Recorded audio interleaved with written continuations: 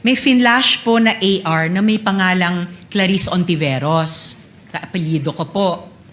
Ang nakakagulat po, Miss Gina, yung petsa kung kailan daw binayaran ang Clarice Ontiveros ay February 24, 2023. Petsa po ng birthday ko. Napakalaking coincidence po.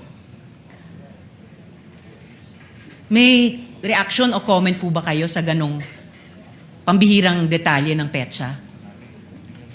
Tinanong ko na yung mga ganyan po na ERs, ma'am, biniverify at biniverify ko po kay Colonel La Chica. Tapos ang sagot ni Colonel La Chica, Ma'am Gina, sensitive information po yon at saka confidential in nature.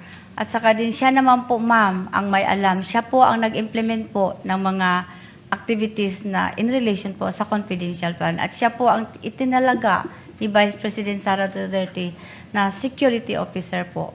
So tinanong at verify nyo ito na yung petsa nung AR kay Clarice Ontiveros ay birthday ko. Napansin nyo rin pala po na wow, parehong birthday dun sa isang Ontiveros. Hindi ko po alam na birthday po mo yun, ma'am.